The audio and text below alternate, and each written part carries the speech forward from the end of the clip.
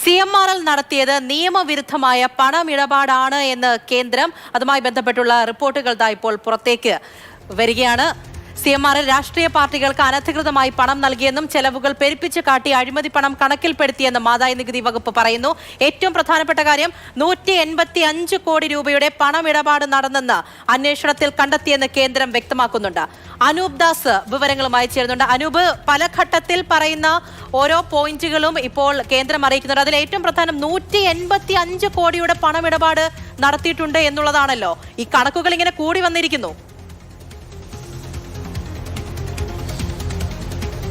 185 കോടി രൂപയുടെ അനധികൃതമായിട്ടുള്ള പണമിടപാട് CMRL നടത്തി എന്നാണ് ഇപ്പോൾ അന്വേഷണത്തിൽ കണ്ടെത്തിയെന്ന് കോടതിയിൽ എഴുതി നൽകിയിരിക്കുന്നത്. ഈ മാസം 20-ാം തീയതി കേസിലെ വിധി വരാനിരിക്കെയാണ് എഴുതി വിശദാംശങ്ങൾ IT-യും ഒപ്പം തന്നെ SFIയും നൽകിയത്.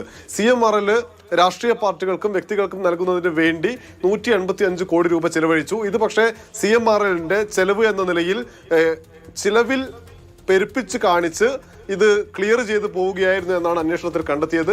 അതുകൊണ്ട് തന്നെ വളരെ കൃത്യമായ നടപടികൾ ഇക്കാര്യത്തിൽ എടുക്കാമെന്നും ആദായ നികുതി വകുപ്പ് കോടതിയിൽ എഴുതി നൽകിയ വിശദമായ കുറിപ്പിൽ പറയുന്നുണ്ട്. എന്തായാലും ഈ അന്വേഷണവുമായി ബന്ധപ്പെട്ട് വ്യക്തമായ കാര്യം 185 കോടി രൂപയുടെ ക്രമക്കേട് നടന്നു എന്നാണ്. ആ പണമെല്ലാം രാഷ്ട്രീയക്കാരുടെ കൈകളിലേക്ക് എത്തി എന്നാണ് അന്വേഷണത്തിൽ കണ്ടെത്തിയതായി കോടതിയിൽ എഴുതി നൽകിയിരിക്കുന്നത്.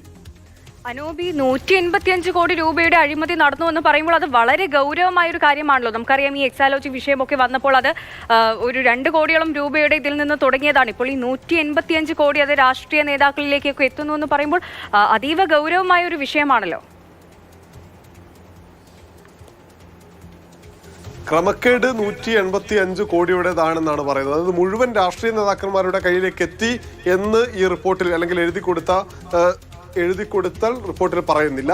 പറയുന്ന കാര്യം 185 കോടി രൂപയുടെ ക്രമക്കേട് നടന്നു എന്നാണ്. ആ 185 കോടി രൂപ ആർക്കൊക്കെ ലഭിച്ചു, അത് എത്രയൊക്കെ തവണയായി ലഭിച്ചു, അതെങ്ങനെയാണ് കണക്കിൽ രേഖപ്പെടുത്തി തുടങ്ങിയിട്ടുള്ള വിശദാംശങ്ങൾ ലഭ്യമാകേണ്ടതുണ്ട്. എന്തായാലും ഇത്രയും തുക ചിലവായി എന്ന് കാണിച്ച്, അതായത് CMRLന്റെ യഥാർത്ഥത്തിലുള്ള കണക്കിൽ ഇത്രയും തുക ചിലവായതാണ് എന്ന് കണക്ക് പെരുപ്പിച്ച് കാണിക്കുകയാണ് ചെയ്തത്. അല്ലാതെ ഇന്ന് ആളുകൾക്ക് കൊടുത്തു എന്ന് യഥാർത്ഥ കണക്കിൽ രേഖപ്പെടുത്തിയിട്ടില്ല.